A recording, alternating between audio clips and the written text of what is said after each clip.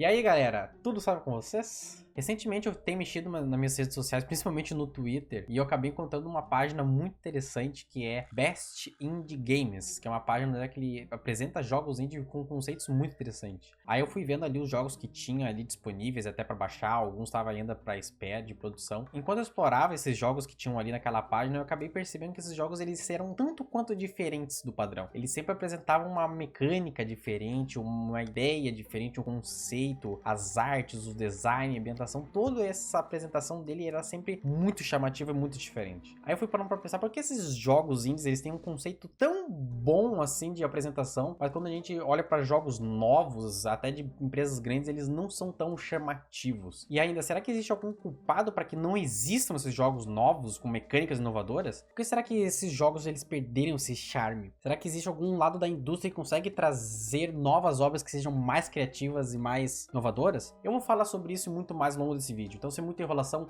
bora pro vídeo.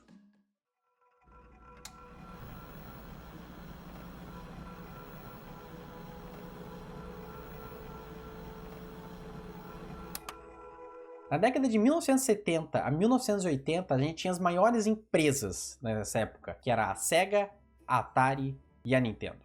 Nessa época, essas empresas é quem mais dominava o mercado. E cada empresa tinha o seu console que você poderia ter para poder jogar esses jogos. E estas grandes empresas são conhecidas como publishers. As empresas que financiavam e lançavam esses jogos em seus respectivos consoles. Mas quem realmente produziu o jogo de início ao fim era as desenvolvedoras, que era um grupo de pessoas que desenvolviam um jogo de início ao fim, mas quem os financiavam eram as publishers. A gente tinha as publishers e as desenvolvedoras trabalhando juntas. Mas claro que existiam sim grupos de desenvolvedores que trabalhavam fora dessas empresas, mas que entregavam esses jogos para as publishers para elas lançarem seus jogos. Porém, o que limitava muitas desenvolvedoras é que elas eram meio que reféns dessas grandes empresas para poder lançar seus jogos. Então você, por exemplo, você fazia uma proposta de jogo para eles, apresentando os conceitos, as ideias e tudo mais, mas quem dava a cartada final sobre como aquele jogo deveria ser produzido era a publisher, pois eles é quem financiavam esses jogos. E então essas publishers elas tinham sempre um grande poder de influência dentro da produção de um jogo. Por um lado, as publishers forçavam que as desenvolvedoras fizessem um produto de boa qualidade para poder ser lançado, mas ao mesmo tempo isso engessava muitos desenvolvedores quanto à produção de um jogo. Então eles tinham que fazer exatamente como eles queriam. E se fizesse errado, bem, o jogo nunca iria existir. Mas com o passar das décadas, várias tecnologias foram surgindo e muitas passaram a ser comum no nosso cotidiano. E principalmente os celulares e os computadores. E com essa relação entre desenvolvedores e publishers crescendo e com o avanço da tecnologia, essas duas começaram com o passar do tempo e com muitas histórias e desenrolações, elas passaram a se separar cada vez mais, tendo papéis mais bem definidos dentro da indústria.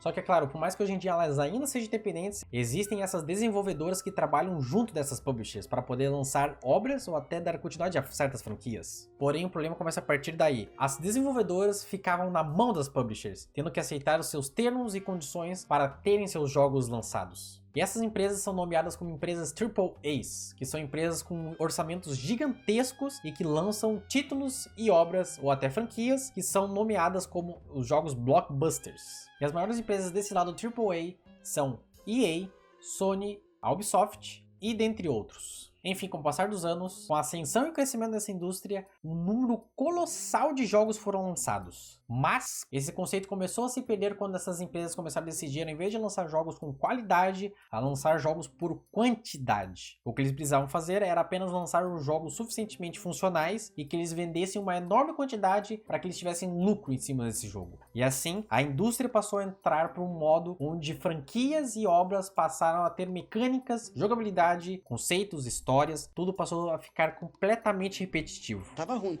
agora parece que piorou. Porém, uma coisa que eu não posso ser hipócrita aqui e falar é que é óbvio que não são todos os jogos AAAs que passaram a fazer isso. Eu estaria mentindo assim pra cara. Foram algumas empresas, principalmente algumas franquias que passaram a ficar muito repetidas. Muitos jogos são bons demais e que foram completamente inovadores, como God of War 2018. A gente tem também, por exemplo, o The Last of Us, a parte 1 e a parte 2, que são um jogo fenomenal. Mas a gente tem aí o outro lado que começou a se repetir demais, que é a Ubisoft, que ela consegue, parece, fazer com maestria em repetir as coisas. A gente tem exemplos, assim, absurdérrimos, assim, que é, por exemplo, Far Cry, que é uma franquia que praticamente drasticamente com o passar do tempo. Foi, pelo menos na minha percepção, todos passaram a tentar ser o sucesso que foi o Far Cry 3, todos tendo o seu próprio VAS. O único tira um pouco do Far Cry 6, porque a atuação do Giancarlo Esposito, nossa senhora, cara, que atuação foda.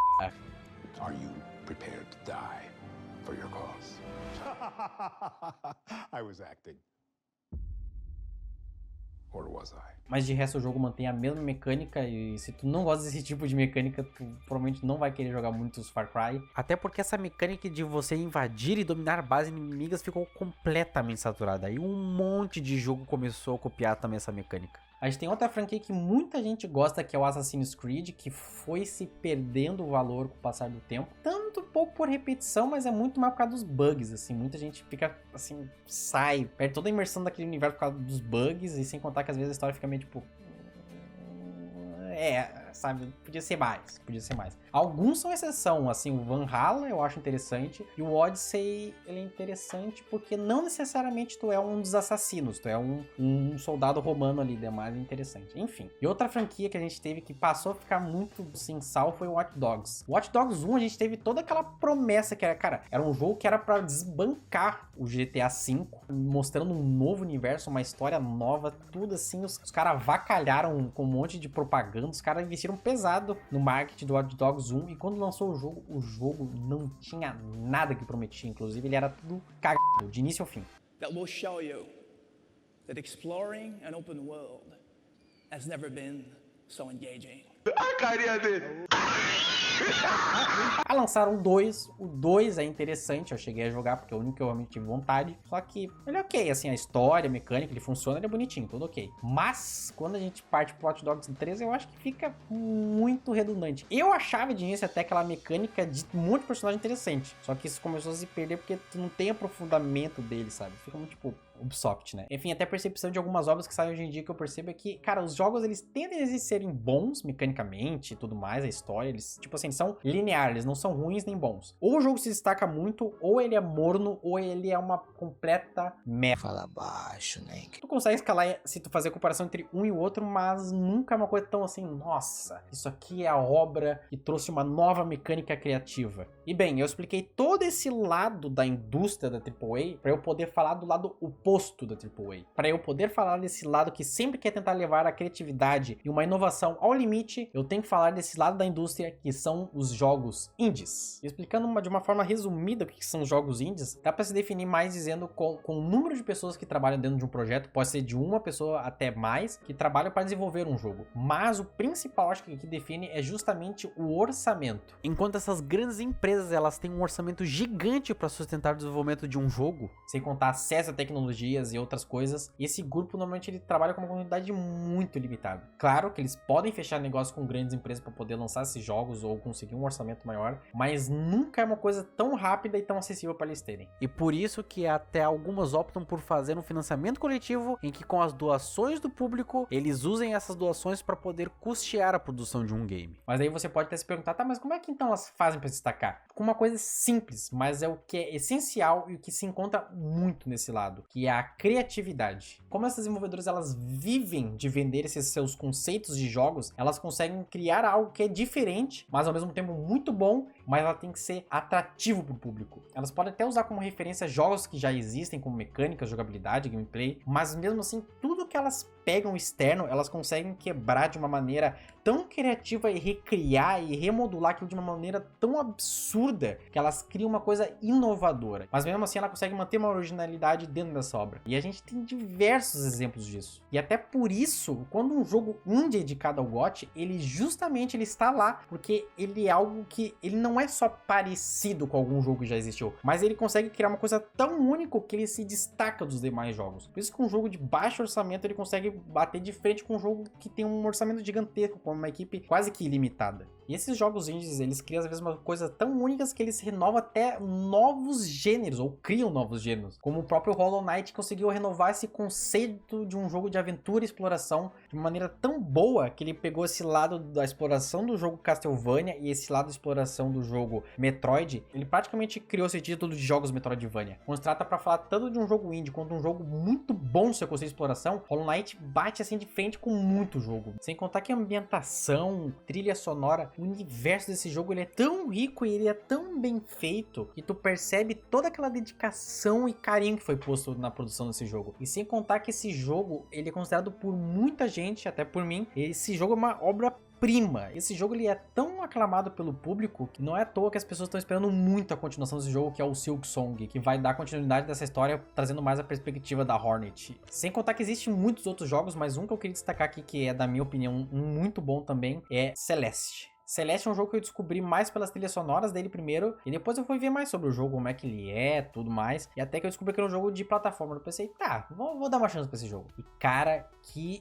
obra-prima. Cara, esse jogo é uma masterpiece. Todo aquele simbolismo dele, o significado dele, ele é tão... Meu Deus, cara, ele é muito bom. Ele é muito bom, eu não consigo descrever em palavras, cara. Jogar esse jogo traz um sentimento tão absurdo pra pessoa, ainda mais quando tu entende todo aquele significado dele, da montanha, enfim. Eu vou deixar isso ainda pra um vídeo. Eu vou fazer um vídeo ainda sobre esse jogo. Mas, esse jogo também, cara, pra mim é uma masterpiece, não tem jeito. Absolute videogame. Mas enfim, voltando. Contudo, uma coisa que ainda mantém muito de refém essas desenvolvedoras independentes é justamente essa parada de você divulgar esse jogo, porque não é nada fácil, tu tem que investir muito dinheiro para investir em marketing, em divulgação, em você poder botar esse jogo dentro de uma plataforma, seja num console, num PC. Isso ainda é muito caro e você precisa de uma publisher às vezes pra você fazer isso. Você pode se perguntar, pô, mas existe uma publisher que publica jogos completamente indies, assim, que eles financiam e tudo mais? Existe. E é claro que eu vou falar da nossa queridíssima Annapurna. A Annapurna é uma publisher responsável por ajudar a financiar e publicar vários jogos indies. E os jogos que mais se destacam deles pra mim e que são muito bons, todos eles em seus aspectos, é Solar Ash, um game de plataforma 3D com visuais maravilhosos. Aqui você controla a personagem Ray e seu objetivo é salvar o seu planeta de um cataclisma que se aproxima. Journey, um game conceitual e walk simulator em que instintivamente te faz seguir até a gigante montanha, enquanto você passa pelo enorme deserto cheio de obstáculos durante a sua jornada. Stray, um game de exploração e plataforma em 3D em que você é um gatinho em um futuro onde somente há robôs e que muitos deles vão querer te capturar.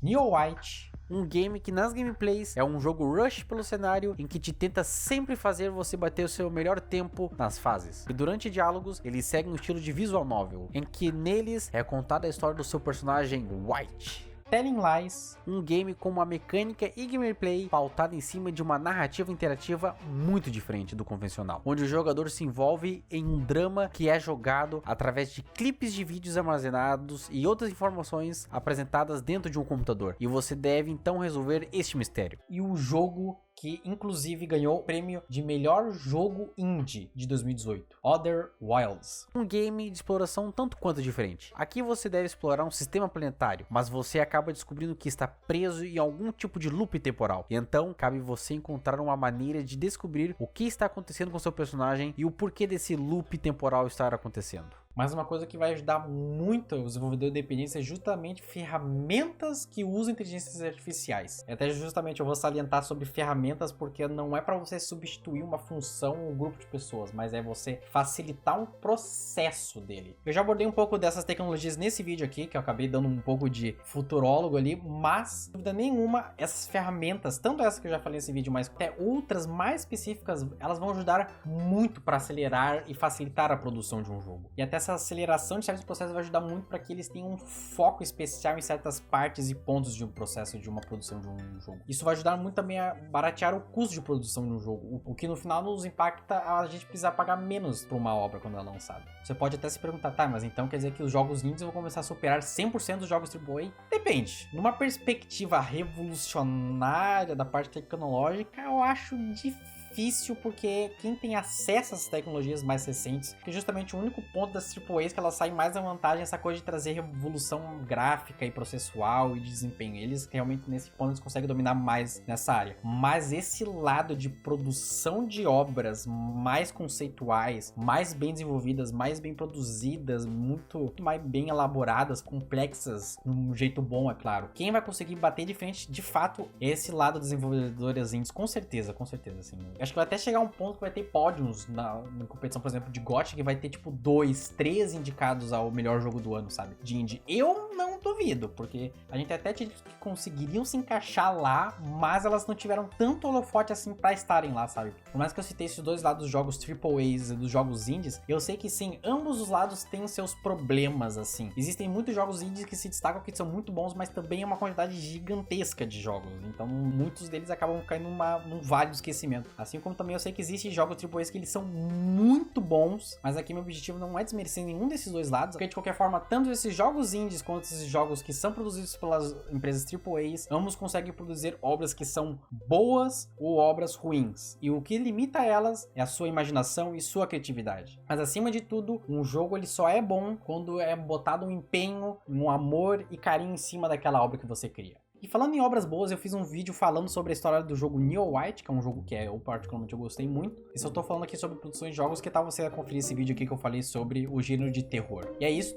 Muito obrigado se você assistiu até aqui. Considere deixar o like, se inscrever no canal para apoiar a minha produção. Muito obrigado e até o próximo vídeo. Valeu!